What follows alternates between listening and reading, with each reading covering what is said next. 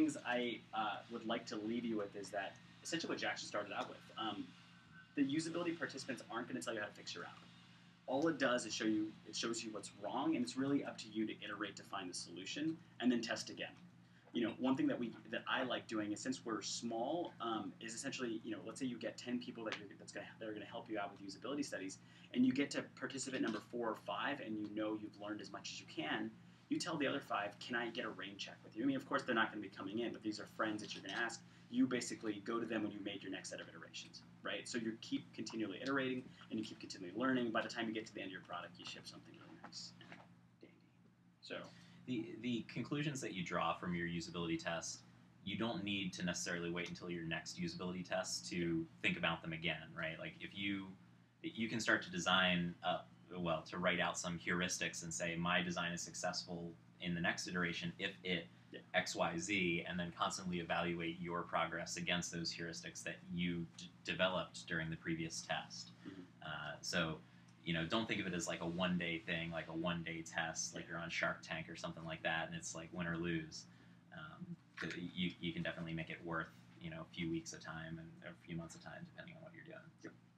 And we have, I think, like 3 or 4 usability fairs that Richard's organizing.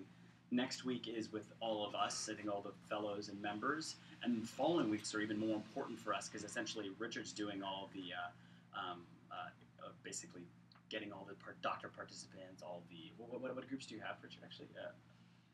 So he's doing the recruitment work. 3 we have planned are, so far it's going to be us, and then medical professionals, and then random people off the street. Awesome. Okay. Yeah.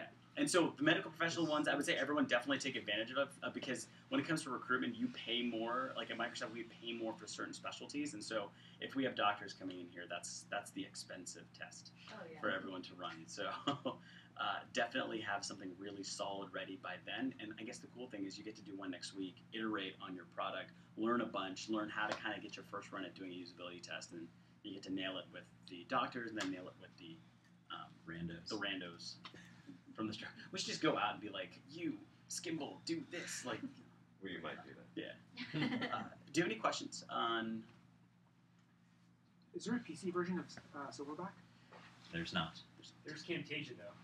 Yeah. Camtasia's good. It's similar. Can it do face at the same time as? Yeah, it records your screen, but it's for Windows and there's like a 30-day trial, so you can get it. Silverback is a 30-day trial as well too. So install on one person's computer for 30 days, and then the next person's computer. One also ghetto way to do it is just get a camera, like a digital camera that you have, and record the person like just down here. And I think QuickTime you can record the screen. And so there are free ways to do a lot of these techniques. So most of us have Macs. When I did user testing once, almost all of our users said they use PCs regularly. Yeah. Is that an issue since it's like a keyboard they're not really used to? Did you guys ever run into that? Sometimes. I mean, you want to test for the right things. If somebody's having trouble with the keyboard, then you know that that's not really the issue, although it may get them frustrated about the situation. But most of the time, though, that shouldn't be an enormous issue. In tests that I've done, it maybe like 1% of the time is the fact that I'm using a Mac. An issue. And then most likely clicking. Like in most of these tests, like at least we found clicking was the main action, and then they would type certain things. We'd always use Firefox too, just because it's a little more neutral of a UI and the back button is in the same spot and the same color and so on. So and Chrome's sort of in the same boat. So just use a neutral browser. Does giving your participants something sort of in return for helping out, does that color the results in any significant way? It does, but you have to be very that's where having the person who comes in there and runs the test to say, you can tell me anything you want, I didn't build the product, helps a lot. Or you can use it to your advantage, like Jackson said with Best Buy. Here's a $100 gift card, go do whatever you want with it, and you watch that experience. And so you might want to try in some way giving it to them afterwards, right? Like telling them, oh, thank you for your help, and here's a gift. Yeah, it's useful in the recruitment process, mainly because you'll get a lot of no-shows otherwise. Like I would say that even if you do have a good incentive, like a $50 Amazon card is your typical like good incentive, you'll still get like a 30 to 40% no-show rate unless you're really, really on top of it and have awesome recruiters who have used the same people over and over again, which can be bad too. But yeah, but your no-show rate, if you don't have an incentive, becomes like 75%. It can get really high and really frustrating if you're planning on spending your afternoon working with 15 people and only 2 show up. So. So Jackson, you talked about broad and narrow tests. Yeah. Do you ever have one session in which you have multiple tests, some are broad and some are narrow? Yeah, I think that's definitely true because especially early on in a product's life cycle, you're going to have some aspects of the product that are more finished than others. And so you'll have broad tasks that test the overall product vision and touch on some of those less finished parts to see if they're going to be useful, if they're actually worth spending the time on.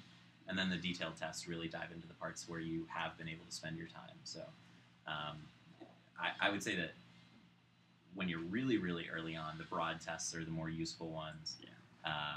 And then thereafter, you want some sort of blend of broad and narrow tests. And when you're at the very, very end, having broad tests that fail can be really disconcerting. So you might just want to leave them off and just go with the narrow tests. Or still keep them on, yeah. Or still keep them on and then hate yourself for a little while. So. I think with the broad tests, if you find yourself with broad tests failing at the end, it means you didn't learn enough in the beginning. It really does, because hopefully you don't get in that situation. But one like words like just kind of like advice is like being a startup, you don't have as much access to resources like usability testing frequently. We're fortunate here to have 3 sets. One thing I like doing is just like kind of ad hoc testing, like basically showing anyone that you know that's relatively related to the field what you're working on. Screenshots, walk into the flow, and I think you're going to find the most obvious glaring problems that way, and you can kind of fix those sooner than later.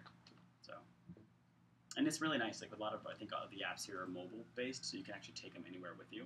So like I imagine with Skimmer, you guys can show it to people. With Pipette, I just open up my like iPad and just like show screens on it, and it looks pretty well. Any other questions, guys? Cool. Thanks a lot. If you have questions later on, obviously you know where to find us. Wait, Jackson, I say how long? I mean, like to put together one of these studies, how long does it take? That's maybe one of the questions. Like just for next Friday, like how much time should each team spend? I mean, I think you should plan on spending a minimum of an hour and a half to 2 hours, and as much as 6 hours, prepping your product. But it's not something that you put together in 20 minutes, before folks show up. So think about it. Is there an ideal time for how long a usability session should last? Well, it depends on your product. I'm sure that working on Outlook, you had hour time slots. 2 hour slots. Yeah, 2 hour slots.